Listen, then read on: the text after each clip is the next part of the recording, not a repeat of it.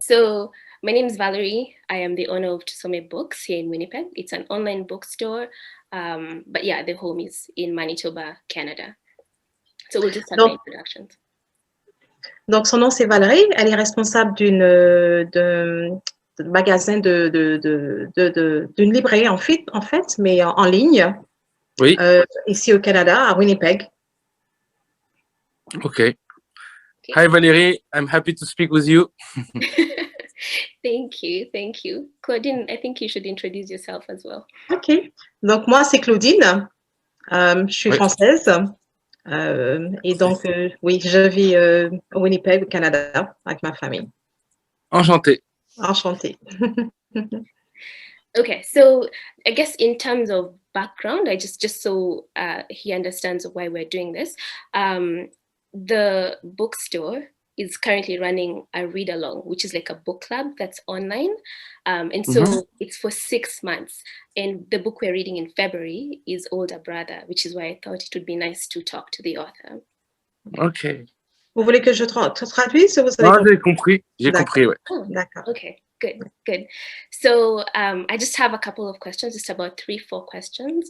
And Okay. I'll begin by asking you about your inspiration to write Older Brother. So I know when we were reading through it, we talked about some of the themes that came up in the book, such as like not being sure of where you belong, whether you're really French as a native or whether you're French as an immigrant, or like just living in that in-between space. So I'm just wondering if, that theme in the book is in any way related to your life or your experience in France. Ok. Good. Claudine, vous pouvez me le résumer? Oui, je peux vous résumer. Donc, en fait, ce qu'elle veut savoir, en fait,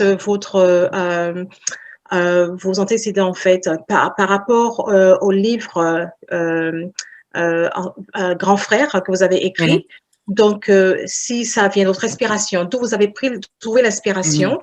Donc, est-ce que ça vient de par le fait que vous soyez un Français, mais quelqu'un qui a immigré en France, ou est-ce que ça vient du fait que vous avez la source des racines françaises? Ok. En fait, pour écrire Grand Frère, ma première source d'inspiration, j'avais une colère froide en moi, mais une colère très froide, très profonde. Je dirais une cold anger. Et une sorte de peur, mais de colère aussi. Et comment vous dire, ensuite, bien entendu, mes parents sont immigrés. Mais ils sont immigrés. Moi, je suis né en France. Mais je suis né, je n'avais pas de nationalité parce que mes parents avaient été faits apatrides. Donc, comment vous dire, j'étais pas ni immigré, ni français, mais étranger, enfin bon, dans un statut ambigu, un peu particulier. Voilà. Et en même temps, comme ma famille ne vient pas des anciennes colonies françaises, en fait, on n'avait aucun lien avec ce pays. On n'avait pas de lien avec ce pays. On était des parfaits étrangers presque. Voilà. Mais moi, je suis né en France, donc je suis pas immigré. Voilà. D'accord. Donc, je vais traduire pour Valérie. Bien sûr. So, Valerie, so basically, it was saying that that comes from like a very, a cold anger, a very deep anger, very profound anger.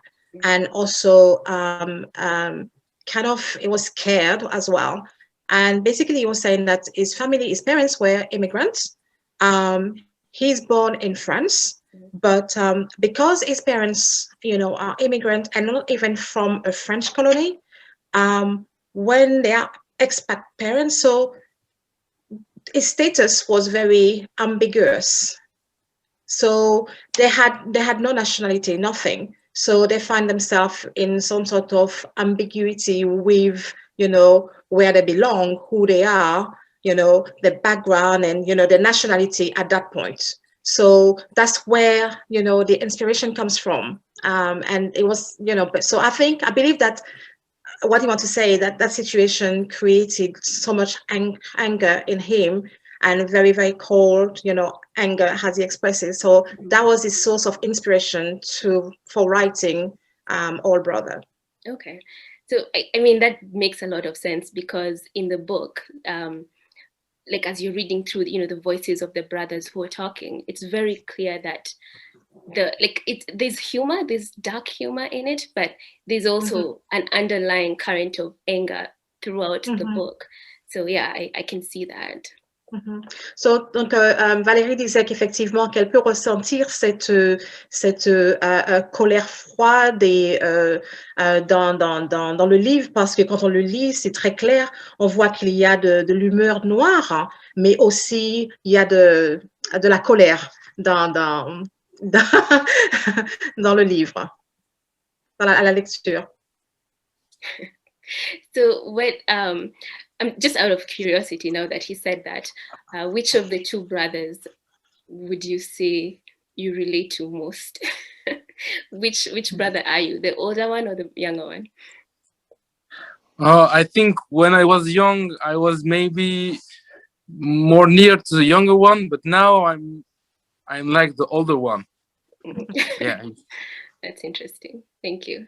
And how long did it take you to like work on the book from the conception of the idea to writing it? I think if I try to understand my process of writing, I think I have two times. The first time is the time when I try to start writing something good. It took something like 3 or 4 years. And then when I get the idea of the book, it only took 10 months, the concession on the writing. But as I said, I was very hungry, so I had the energy in me to write every day something, etc., etc. Okay.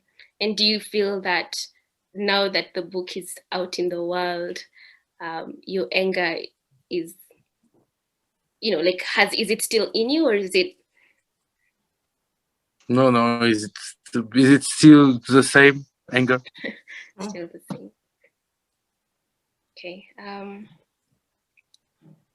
So one of the things, and this is just by the way, but I found the book particularly relevant to our read along, because the same themes that you talk about in your book in France, those same things happen here in Canada, right? Like we have a lot of immigrants from so many countries, and a lot of the times children of immigrants are in that same situation where they don't really know where is home or where they truly belong. So your book definitely has like that universal voice. Thank you. Vous voulez que je traduise? Ouais, s'il vous plaît, parce que quand c'est long, j'ai du mal à me rappeler après. D'accord. Donc, Valérie disait qu'elle trouve que votre livre de nos jours, en fait, s'applique beaucoup à la vie d'ici au Canada, parce qu'il y a beaucoup d'immigrants ici au Canada. Et donc, les enfants des immigrants, quand ils sont nés, les enfants sont nés au Canada, surtout, les enfants ne savent pas où ils en sont. Ils ne savent pas où se retrouver, où ils appartiennent en fait. Et donc, elle trouve que votre livre, en fait, c'est universel. Ça ne s'applique pas seulement à votre cas et puis ce que vous avez vécu en France, mais ça s'applique aussi à beaucoup d'immigrants, à ceux qui vivent ici au Canada. Qu'est-ce que je peux vous dire? Je crois que il y a une universalité chez les êtres humains et que quand on s'installe ailleurs, on crée des cassures dans les histoires, dans les habitudes, et le temps qu'on s'habitue à des nouvelles manières de vivre, à des nouveaux gens, on est en difficulté. Donc pour moi, ça reste des problèmes universels, des problèmes de migration, mais aussi des problèmes plus simples entre les riches et les pauvres, tout simplement. So Valerie, it was saying that indeed it was saying that as far as it's concerned, the human race is universal, and also when we move about, we create breakdown, also, it becomes difficult for us to actually get used to the new environment where we are, and it takes time for us to get used to the new habits. And, you know, for immigration problems, yes, and also problem between the rich and the poor. Yeah. Oh, yeah, that's very true. Mm-hmm. What was the experience like, you know, like writing the book and engaging or connecting to things that, you know, you're not just writing about a story that you've had, you're writing about something that affects you deeply. What was that experience like opening yourself up and applying your anger into characters that you've created? Ah oui, Donc, vous avez compris? Ouais, je vais reprendre en français. Oui. En fait, tout ça a démarré parce que je travaillais dans un journal et un jour, l'un des journalistes a dit, vous savez, les jeunes de banlieue sont comme ça. Et moi, ça a vraiment réchauffé ma colère. C'est-à-dire que je me suis dit, on peut pas dire ça parce que les jeunes de banlieue sont pas des animaux, ce sont pas des chats ou des perroquets qui se comportent d'une seule manière. Et à partir de là, je me suis dit, il faut que je trouve deux personnages qui racontent l'époque actuelle et qui parlent, en tout cas, qui incarnent les problèmes des banlieues populaires et les réponses. L'un était justement une manière de trouver facilement un travail et l'autre était de se trouver une quête spirituelle. Et donc, à partir de là, j'ai travaillé là-dessus parce que ça aurait pu être, avec un peu de hasard, des parcours que j'aurais pu suivre. Je dis ça parce que, vous savez, la vie, c'est quand même très bizarre. Vous choisissez une voie, mais en fait, il y a toujours des gens qui vous aident. Et parfois, pour des questions de minutes, d'heures ou de journées, vous ne rencontrez pas ces personnes et votre vie ne va pas dans la direction, enfin, va dans une autre direction. Et donc, j'ai voulu parler de ça. C'est pour ça qu'aussi, j'aborde beaucoup les thématiques du destin, qui sont des thématiques qui me passionnent, et aussi toutes les possibilités que la vie aurait pu offrir. Voilà, c'est des choses qui me traversent et qui me travaillent. D'accord. So, okay, so there is a lot there. I'm just trying to write, so I remember. So it was saying that the way that things came along is that one day it was working in like for a journal, in a journal, and one day a journalist says something about, you know, les fils de banlieue, c'est-à-dire in Paris, you got people that live in the center and you've got people who lives on the outer skirt. Yeah. Okay. So the journalist said something about young people from the suburb, they are a certain way. And generally, for me, who have actually lived a few years in Paris, I know for a fact that, you know, young people who live in the outer skirts are stigmatized.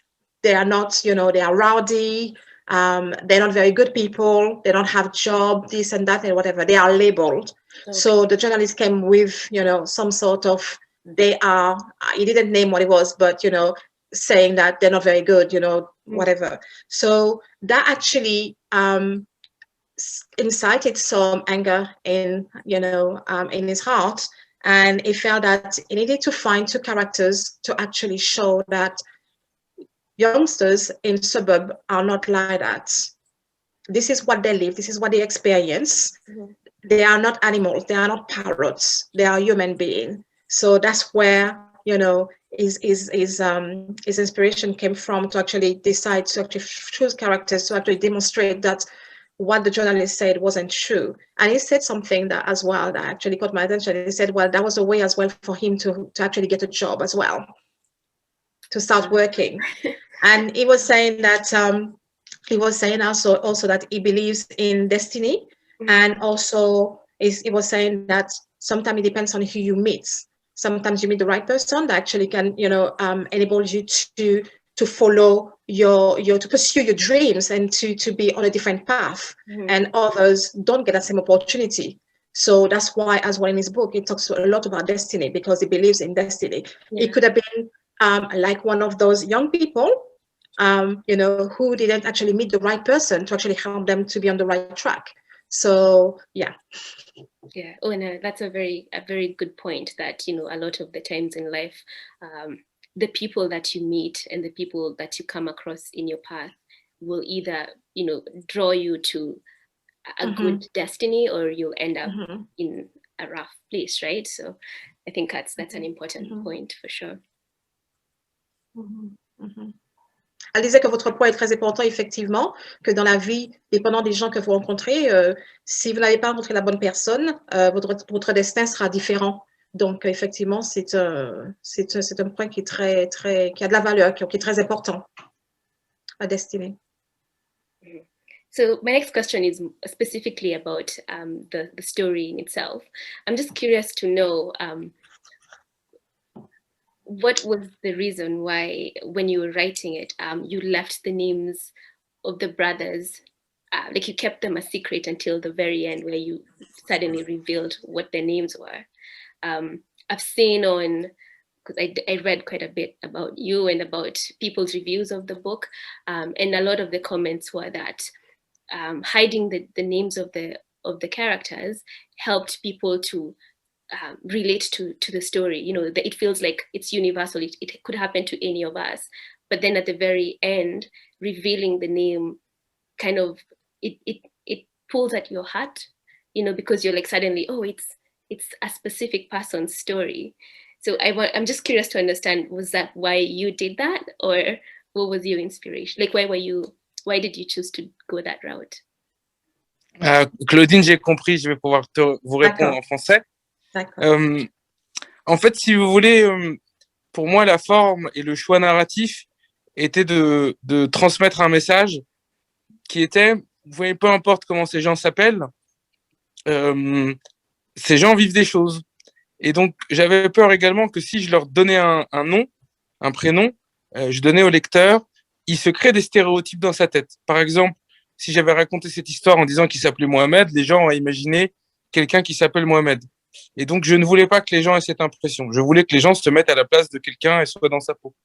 Au même titre que si j'avais voulu écrire l'histoire, par exemple, d'un ami qui vient de Madagascar et qui a la peau foncée, et qui raconte sa vie, peut-être que j'aurais pas précisé justement sa couleur de peau, parce que ça m'aurait permis, en fait, le lecteur aurait pu se rendre compte que il serait dit, mais pourquoi ces gens sont cons avec ce type, pourquoi ils sont chiants, par exemple, ou ils sont racistes, ou j'en sais rien. Même pas ils sont racistes, parce qu'on ne l'aurait pas su. Et ben, à la fin, en le révélant, ça aurait donné cet effet de dire, ah oui, c'est juste pour ça. Et donc, parce que pour moi, vous voyez, un prénom ou une couleur de peau, une couleur de cheveux ou la taille de vos pieds, ça ne dit rien de vous. Ça ne démontre pas si vous êtes quelqu'un de bien ou sympathique ou pas sympa. Et donc, en fait, j'ai choisi d'en faire un détail important que je donnerai à la fin quand même aux gens. C'était aussi ma manière, c'est un peu salaud, mais de donner une leçon au lecteur. Voilà. Okay, so Valerie, so basically, he was saying that he chose the narrative way, just to transfer, to give a message to the readers. He didn't want to disclose the name, because obviously, if he had used a name like Mohammed, for example, straight away, that would probably raise some sort of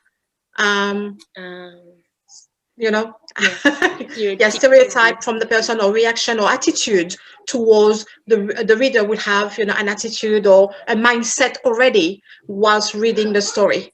Yeah, the same that, you know, if he was writing probably about a friend coming from, you know, Senegal or dark skin or whatever, he wouldn't have mentioned about the color of the skin.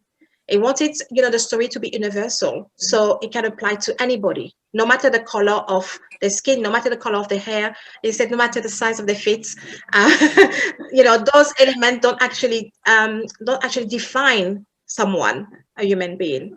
The story is a story. However, he said towards the end, he just wanted to be, you know, naughty and, you know, mention their names to say, well, here we go. You know, these are the person. So he just wanted to make it universal and not disclose, you know, this information to, you know, to make it, you know, applicable to everybody. But at the end, it was just a way of saying, well, actually, yes, these are these two people, just to say, well, you know, it happened to those people.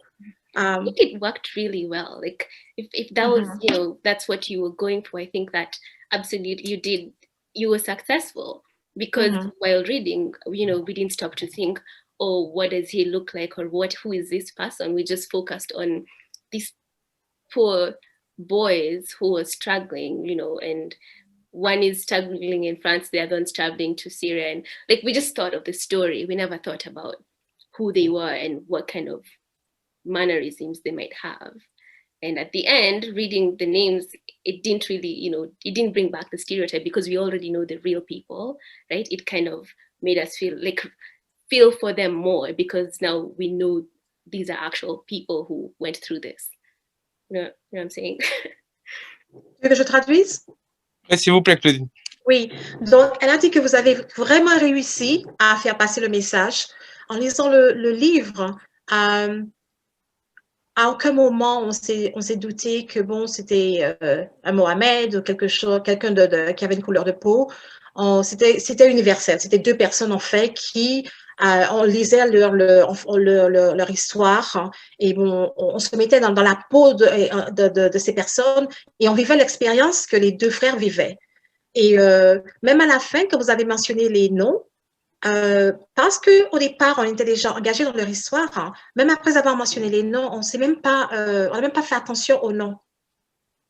Le sentiment qu'on avait au départ n'a pas changé. Donc, elle disait que vous avez très bien réussi, en fait, à manipuler le lecteur et à faire passer votre message. Et vous avez réussi à conserver l'universalité de l'histoire. Et même à la fin, après avoir mentionné les noms, ça n'a rien changé du tout. Donc, ça a été très, très, très bien réussi.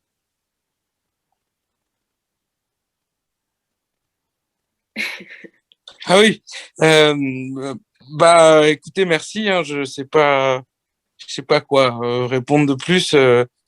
En tout cas, c'était un choix narratif et puis je l'ai fait comme ça, voilà. He said it was a choice. It was a narrative choice that he had decided on, and he just decided to have it like that and to let it like that. Yeah. Okay, so I'm just curious. Have you seen the English version of your book? Like, have you seen the? Yes. Yeah. Okay. Yeah. Okay, I was just wondering. So my final question to you is, what are you working on now? What are you up to? Ah oui. Oh, c'est long à expliquer simplement. Alors attendez, je dois réfléchir, Claudine. D'accord. Alors j'écris un deuxième roman. Simplement, ça commence par un... Ah oui, d'accord. Ça commence dans une chambre. Donc c'est un garçon qui s'appelle Noé. Et il voit sur Internet qu'un homme qu'il connaît, Paul Chance, vient d'être tué. Et quelques heures plus tard, la police vient le chercher et l'arrête pour complicité de meurtre. Et donc, il est mis en garde à vue et on lui demande pourquoi il a mis sur Internet cette histoire au sujet de Paul Chance. C'est une histoire où Paul Chance aurait battu sa femme. Et en fait, Paul Chance a été tué par son beau-frère. Et donc, ce personnage de Noé est mis en garde à vue. Et il est tellement battu par les policiers qu'à un moment, il se voit enfant dans la cellule. Il saigne, il est traumatisé. L'enfant renaît. Et de là, il pense à son enfance. Et donc, on suit dans son enfance. Il essaye de comprendre comment il a fini dans cette cellule de garde à vue ce jour-là. Quels sont tous les traumatismes qu'il a vécus, quelles sont les leçons qu'il a tirées de sa vie, qui ont fait qu'il a fini dans cette cellule. Et donc, toute l'histoire, c'est de savoir si Noé va vivre ou mourir et qu'est-ce qu'il va comprendre de sa vie. Voilà. Ok, d'accord. Okay, so Valerie is working on a second novel. So it starts in a bedroom. It starts with someone called Noah. So he knows about a man who got killed and he gets arrested. So the person that got killed is called Paul Chance. And Paul Chance was very abusive towards his wife, and he was killed by his brother-in-law. Now, Noah gets arrested by the police, he gets placed on in custody, but during his Donc custody time. Claudine, c'est Noé qui est arrêté aussi par la police. Oui. So Noah got arrested. Yeah, Noah got arrested by the police, and he got placed into custody. So while he was in custody, he got really beaten up by the police. He's bleeding, he's bruised, and they asked him why did he put the story of Paul Chance, on the internet. So Paul Chance is the guy who got killed by his brother-in-law. So the police questioning Noah and ask him why did he put that on the internet. So Noah now is looking at himself in the mirror and is seeing himself all bleeding, all bruised. He's in a bad shape.